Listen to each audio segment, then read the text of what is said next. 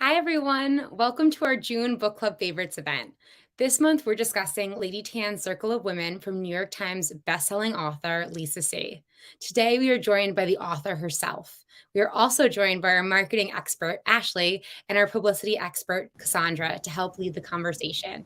Before we get into our discussion, I want to let everyone watching know that 3 lucky viewers could win a hardcover copy of Lady Tan's Circle of Women and a signed book plate from Lisa. To enter for a chance to win, just leave a question for us in the comment section of this video, and we will do our best to answer as many on screen today. And now on to book club. Lisa, thank you so much for joining us today. Can you kick us off by telling us a little bit about Lady Tan's Circle of Women? Yes, well, first, thank you for having me, and thank you to everyone who's watching. This is really fun. I'm in a hotel room in San Francisco, still out on book tour. So this novel is based on the true story of a woman, Tanyan Shen, who was a woman doctor in the Ming dynasty, right there, pretty amazing. And then when she turned 50, something else amazing, she published a book of her medical cases in 1511. And all of her patients were women and girls. And so her focus really was on women's health and women's medicine. And many of her remedies are still used today in traditional Chinese medicine. She was inspiring then. I find her extraordinarily inspiring even today. So Lisa, thank you for joining us. We're excited to talk about Lady Tan's Circle of Women with you. Our first question, wanted to ask you, you write so beautifully about friendship in many of your books. And what is it about friendships, and specifically friendships among women, that inspires you? I think the main thing for me is that this is a really unique relationship that we have in our lives. We will tell a friend something that we wouldn't tell a boyfriend, a lover, a husband, our mother, our children. It's a very, very particular kind of intimacy. And of course, whenever you have your heart open like that, you are very vulnerable to being hurt. So even though, you have the support, you have the love, there's that place where you can be hurt in unlike any other relationship.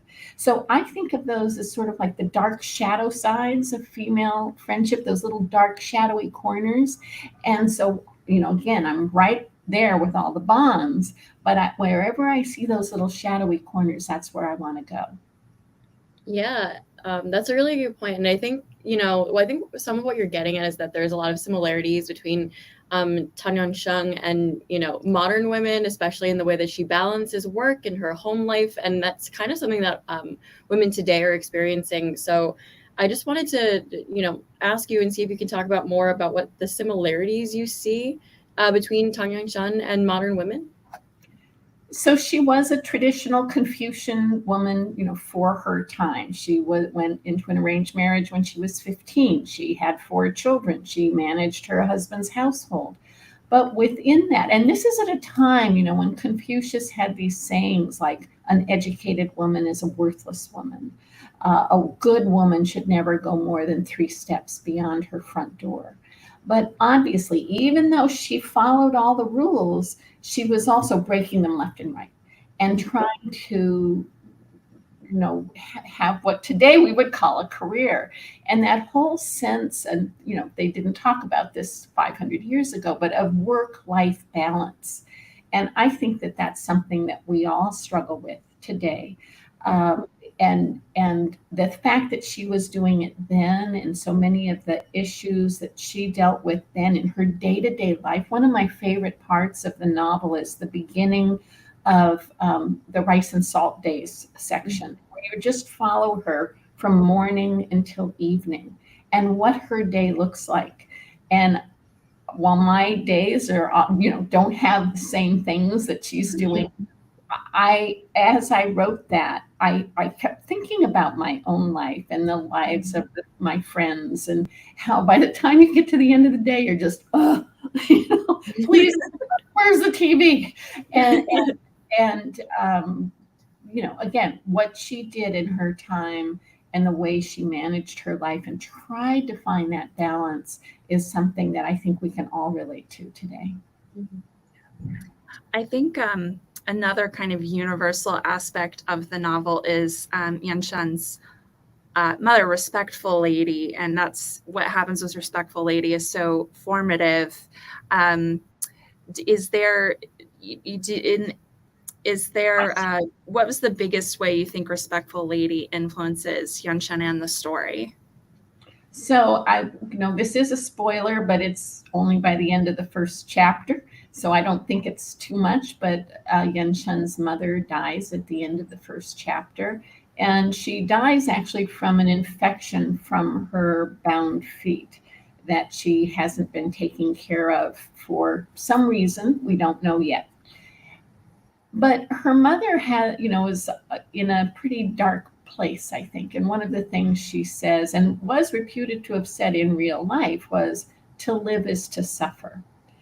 And this is a pretty heavy thing to lay on an 8-year-old, and yet I don't think that Tan Yunshan, and it doesn't seem from the historic record that was her way of viewing the world. She really was much more positive. Yes, there was plenty of suffering, and she had plenty of suffering herself, but that was another sort of precept of how women should look at the world and behave that she just circumvented. Well, I'm going to pivot a little bit because I have a question, and it also looks like Jennifer in the chat has the same question, which is, who is the character in Lady Tan's circle of women with whom you resonate the most? Well, I won't say the mother-in-law. Let's see. The thing is, they're different. I write them all. So I do feel a connection to all of them.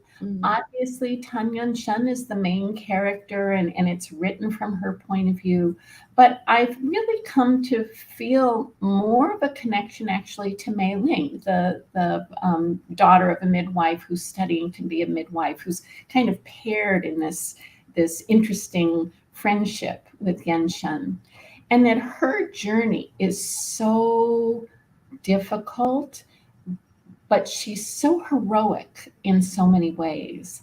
And I would like to think that I could aspire to that kind of heroism and bravery in the face of so many difficult circumstances. We have a couple of folks, Karen, Alana, asking about your research, which you do a ton of wonderful research for your books. For Lady Tan's Circle of Women, was there some research that surprised you, and where did you do a lot of that research? Well, it was the height of the pandemic, so I couldn't go to China like I usually do. I couldn't go to any research libraries, or any archives. They were all closed. And so I began to reach out to scholars on Zoom, just tracking them down on the internet and saying, do you have some time you could talk to me? And that research was so varied. It was, how could you send a letter in the Ming dynasty? How long would it take to go from Wuxi to Beijing in 1496? That's a long time ago. But I will say that some of the most interesting research to me had to do not just with Tan Yunshan's own cases, but there is a pretty big record of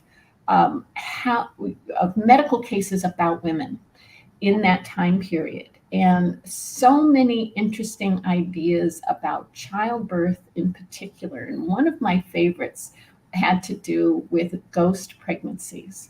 And so what would happen is, let's say there was a widow, or maybe your husband had gone away on a business trip for 5 years, and somewhere in there, a woman gets pregnant. But to save face for everybody concerned, they would say, oh, that pregnancy, that's lasted 2 years, or it's 5 years, or it's last 7 years, and finally the baby came out and the baby's healthy. But it was a way to protect a woman's reputation. And I thought that was really sort of an interesting idea. So I'm going to do a quick reminder for everyone. 3 lucky viewers could win a hardcover of Lady Tan's Circle of Women and a signed book plate from Lisa. Drop a question into the comment section to enter for that. And I also want to say, research-wise, Lisa has step-insides for her books on lisac.com, and they're really fascinating. I recommend those. Yeah. Yes, which are, just so people know, it's where I have photographs, videos, articles, links to other sites about foot binding, about the Ming dynasty, about the emperor and empress of the time, about where she lived, where the, how the house was inspired, how the garden was inspired. So you can really get a whole visual sense, and it's a really nice way to kind of get the research behind the story. Mhm. Yeah, and in keeping with the research theme, there's still kind of a lot of questions about your process. So, Alana's wondering, what did you discover that most moved you and touched you? Vicky's wondering, where and how did you discover Lady Tan, and how long have you been wanting to write her? And I'm also just wondering if there's anything, that you wanted to learn more about that you couldn't really find. I know that from talking to you, research opportunities might have been a bit limited given the times. So would love to, hear you talk about that. I'm going to answer your question first, Cassandra, that I actually found everything that I needed. Okay. when I mentioned talking to these scholars on Zoom, this, again, was the height of the pandemic. I think they felt as isolated as I did. And so they were extraordinarily generous with their time, with their knowledge, putting me in contact with other people. I will never forget it. And so that was that question, but I've already forgot the first two. Oh, no worries. Vicky is wondering, how and where did you discover Lady Tan, and how long have you been wanting to write about her? So I thought I knew what the next book was going to be. I'd been quietly collecting material for it for a couple of years, but it was one big problem. It was going to require a trip deep, deep, deep into a very remote part of China. No way to go in 2020. And even today, I'd be a little hesitant to go anywhere in the world that remote. So that was put aside. And I was really at loose ends, like many of us, just at home, week after week after week, month after month. And there came a point, I was just walking through my office, and I have a whole wall of research books. And the spine of one of them, and I don't know why, I really feel like this was some kind of destiny or luck or good fortune. It kind of jumped out at me, and I don't know why, because it was pale gray jacket with slightly darker gray lettering. But I pulled it down, Reproducing Women, Pregnancy and Childbirth in the Ming Dynasty. I'd had that book on my shelf for 10 years and had never opened it. But I thought, well, we're in the middle of a pandemic. I have nothing else to do. I'm going to start reading it right now. And I got to page 19, and there was a mention of Tanyan Shen. And I thought, this is really interesting, just even the little one paragraph. And I went right then to look her up on the internet. And it turned out that her book was still in print, not just in Chinese, but also in English. And I ordered it. I had it within 24 hours. And so although I usually think about a book for 5, 10, 15, 20 years before I decide this is the one, this one was all of 26 hours. And after that, I just felt like things kept kind of dropping into my lap whenever I needed it. One of the first things I did was try to find the woman who translated that book. And again, went to the internet, looking all around, trying to find her. And it turned out she lived in Santa Monica, California, about 10 minutes from my house. Nice. And that just seemed like, what an unbelievable stroke of luck. So we couldn't meet in person, but we did talk a lot on Zoom. Nice. Let's see. Jesse is asking, he is a father of 3 young ladies, what lessons do you think women can take from Lady Tan today? A lot of lessons. First, to really think about who has control over your body. This is a question that we are very much in the midst of right now. It was certainly important in Lady Tan's time. I think in caveman times, I think when we're all living on Mars, it'll still be the same. But for young women to really think about who has control over my body. And is it me, or is it someone else? Is it the government? And then I also think about focus and desire for the thing that you want to do. And she has, historically, there were a lot of obstacles mean, first of all, there weren't very many women doctors in the Ming dynasty. So right there, she was doing something that was completely outside of the norm.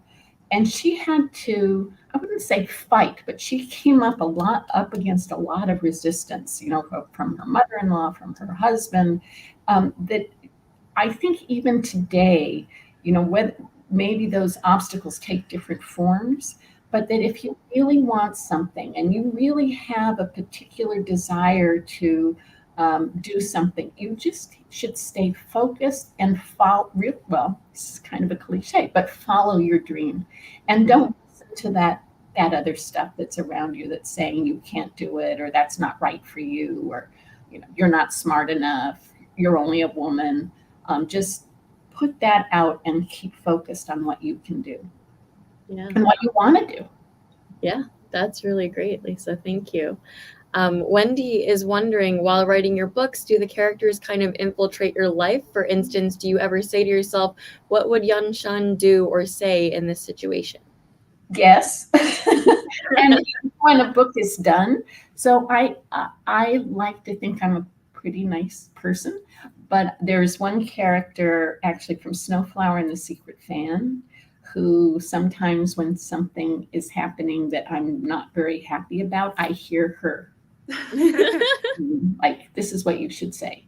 And she is much braver and much sharper and a little more abrasive, way more abrasive than I am. So yes, I do think those characters stick with me. And whenever I say this, I feel like, oh my God, they're going to take me away and lock me up. But that I do have those characters in me forever. And different ones will pop up at different times to make an observation, to say the thing that I wish I could say, who sometimes give me a sense of courage or bravery. And they're all within me. And I feel like they've made me a stronger person. Mm-hmm. We have, Laura is asking if there's a tea you favor, and of course the Tea Girl of Hummingbird Lane, one of your novels that was very much about tea. I would ask too, is there a tea that you think pairs well with Lady Tan? Well, funny you should ask. Bana Tea created a tea package for Tea Girl of Hummingbird Lane that had different types of pu'er. And now Linda Louie has created a tea package for this book that features two of the teas that are in the book. One is a very fine jasmine tea. It's very unique how it's made. I wrote about how it's made in the novel. And then also this kind that's it's a very special little miniature orange that's only grown in one part of China. And they hollow out the orange, let it dry, and then stuff it with tea, put the little lid on, and then let that dry again. And so when you drink it, you have this perfect little mandarin orange. You crush it in your hand, put it in the pot, pour the hot water on it, and it's fantastic. So these are two, one reason they're in the novel is because they're two of my favorite teas. And so now Bana Tea has created a tea package so people can sip the teas that are in the novel as they're reading. And you can find a link to that on my website. I don't know the link off the top of my head. Yeah. But lots of really great things to find on Lisa's website, everyone. Next question that, Laura is wondering if you could have any three characters from all your novels have a dinner party together, which three would you have? I would have the matchmaker from Snowflower and the Secret Fan. Mm-hmm. I would have Pearl from Shanghai Girls. And I think, well, of course, Tan Yan Shan herself. Can I have four? I'm going to go for I'll four. give you a fourth, yeah. Then Amma from Tea Girl of Hummingbird Lane. Mm-hmm. Because I think each of them, they're very different. Some are funny, but some, those are four of my favorite characters. And I think they would make for some really interesting dinner conversation. I think that would be a Yeah. fabulous dinner. Yeah. One more reminder for everybody, 3 lucky viewers can win a book and a signed book plate from Lisa. Drop a question into the comments to enter. And let's see, Alex is asking, what does your creative process look like, Lisa? What's kind of your writer's routine? So a book takes me about 2 years to write. The majority of time is spent on the research. The writing, surprisingly, is the least amount of time, and then editing is when is in the middle, and it's where I really create the novel and create the structure and really figure out what it's about. When I think about the research, there are really 2 things that I do. Some facts I can't move around, right? I can't move around the year Tan Yun-chun was born, the year she was married, the year her grandmother died, the year the emperor became emperor. And I think of those as like signposts along the way. And then there are the things that are related to the plot. We already said this, that, her mother dies in the first chapter, but that could have happened further. It's a movable thing.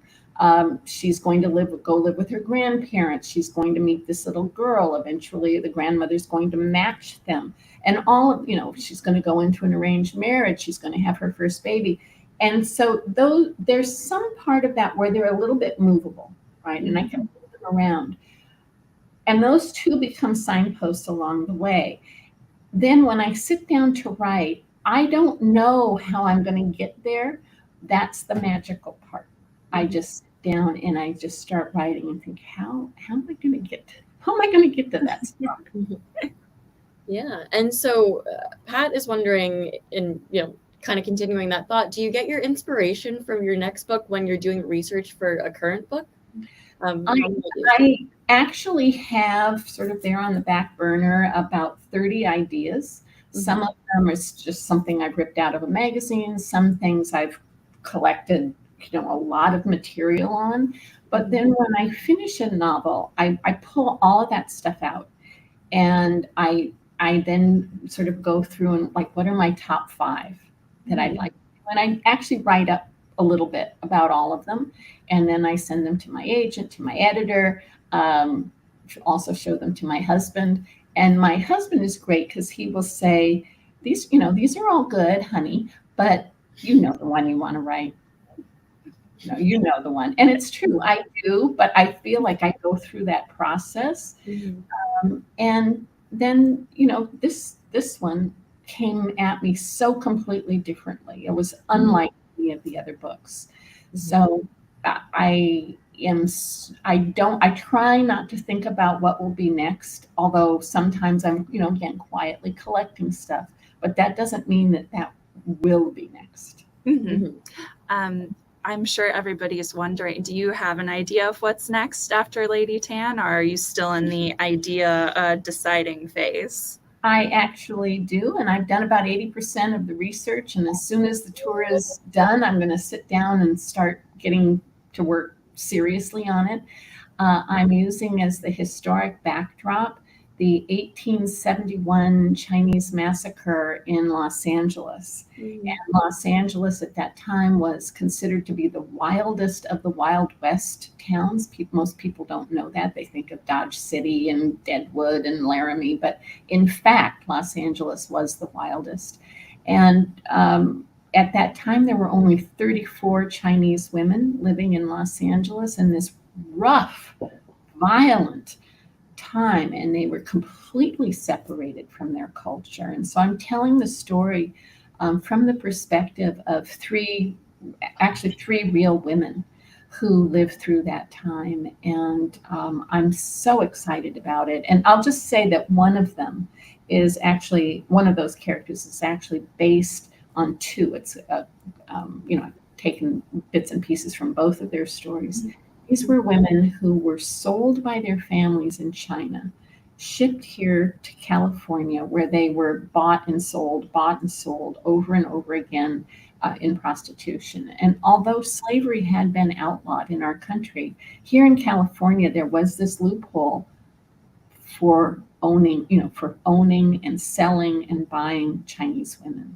And these two women, from the minute they landed here, they did everything they could to escape and find freedom. Yeah.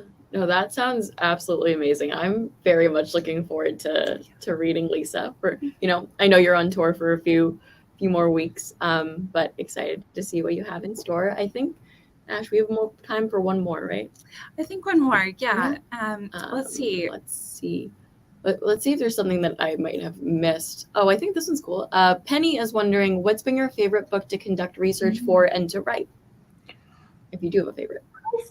Well, actually, my favorite was Tea Girl of Hummingbird Lane, because I started that book as a tea lover. I ended that book as a total tea snob. And I got to drink tea all day long, but not just, tea. These were really exquisite teas that, I would go to some tea master and visit him. And I mean, I do remember this one time this one person served me this tea. It was like an ounce of liquid, where the tiny, like a little thimbleful, liquid alone was worth $1,000. Yeah. Now, I would never get to do that in my normal life, right? It doesn't happen. But for that one day, I got to taste one of the most exquisite teas in existence in the world. That sounds fabulous. Amazing. We're going to squeeze in one more question from Pam, which it's a good point. She says the cover is so beautiful. Can you talk about the process of how that cover was developed? It is such a beautiful jacket, I have to say, and everywhere I go, people comment on it. It's actually photoshopped. They took, is it, Ash, you may know, is it 2 or 3 photographs of actual women and blended them to create this new woman. And then the next thing was, what's the color of the background? And so there were several different variations, and I put them up all around in my house and just would walk around and like, oh, but this green one is the most spectacular and very eye-catching, I think, and very drawn in to her face, but to her eyes. Someone the other day said she's a little bit like the Mona Lisa. Her eyes follow you wherever you go. Yeah. I'm sorry, I'm going to jump in, but I have to say, I think that's the perfect example. I think she does feel like the Mona Lisa. She has this look in her eye that you can't quite tell what she's thinking. And I almost think you can kind of put your own thoughts onto, what you're thinking, what you're feeling on her. It's gorgeous. And I did not know that it's photoshopped 2 different women together. That's an incredible story.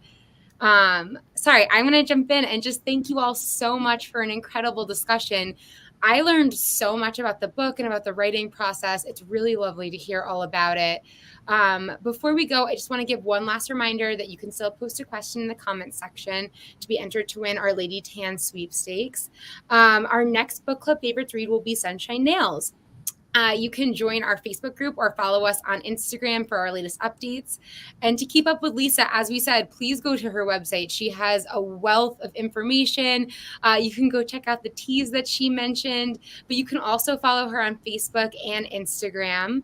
And finally, Ashley, Cassandra, and Lisa, I just want to thank you so much for joining us. And I hope everyone has a lovely afternoon. Thank you, Colleen. Thanks everyone. Colleen. Thanks, guys. Lisa.